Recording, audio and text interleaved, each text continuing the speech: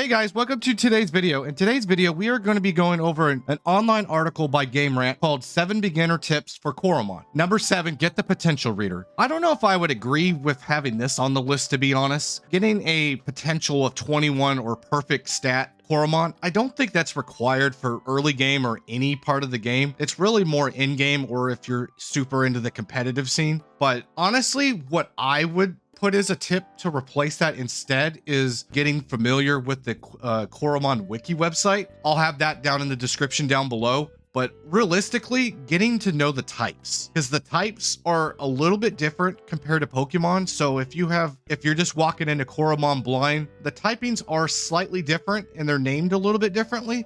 So I would definitely kind of eyeball this before you actually start playing the game, because it will definitely help you in the long run. So number 6, keep an eye on the extra Coromon info. That's definitely a good tip, especially when you click on the actual Coromon names.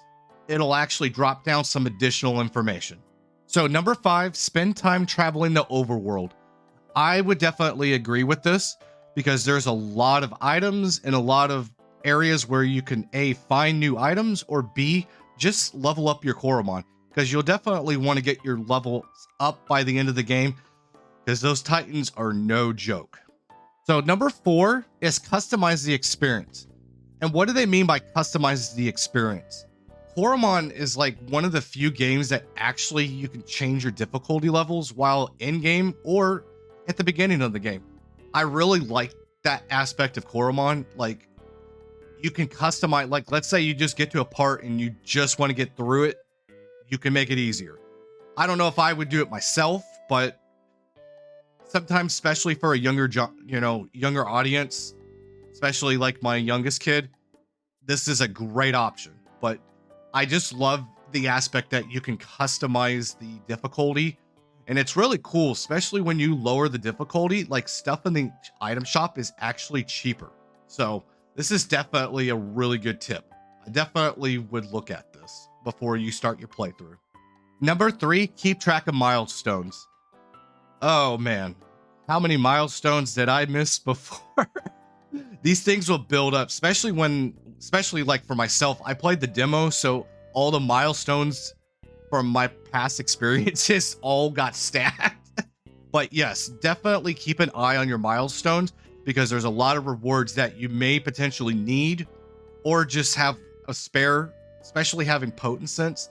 That's so handy to have, especially when you're potent hunting. But yes, definitely keep track of your milestones. So number 2, it's all right to be indecisive with stats. I don't know if being indecisive with stats is maybe the right way of looking at it. I definitely wouldn't like go full like IV EV and get these things perfect for competitive, because competitive play is so much different than actual in-game play. I would probably maybe look at maybe maxing out your HP or your attack, or depending on if it's a slower mon, especially near end game, if you can actually make one of your slower mons a little faster, it'll definitely give you that competitive edge, especially getting that lead slot. That speed in this game is definitely really important. So I don't know if being indecisive is the right word here, but I definitely would say, pump in your stats in HP or attack or speed, but whatever your heart's content, there's really no wrong answer for this. But yeah, this is number 2. So number 1, do side quest. It's a hit and miss with this one.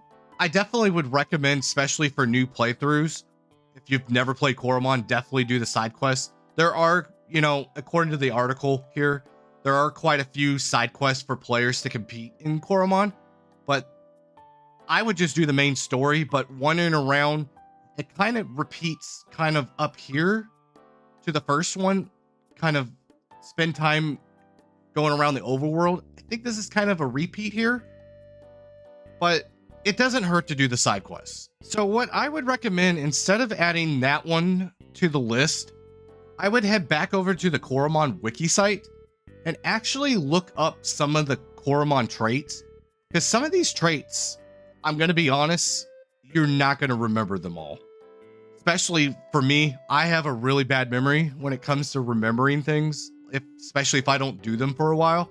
So definitely having the Coromon wiki and getting familiar with the actual traits, that's definitely going to help you through your playthrough. So overall, this is a pretty solid list that Sarah over at Game Rant made. There's a couple of items like what we discussed earlier. I kind of disagree and kind of had some other suggestions, but overall, this is a really solid list. So if you guys want to take a look at the article, I'll have it down in the description down below. But yeah, let me know down below how you guys feel about this article. But other than that, I will see you guys in the next one. Take care, guys.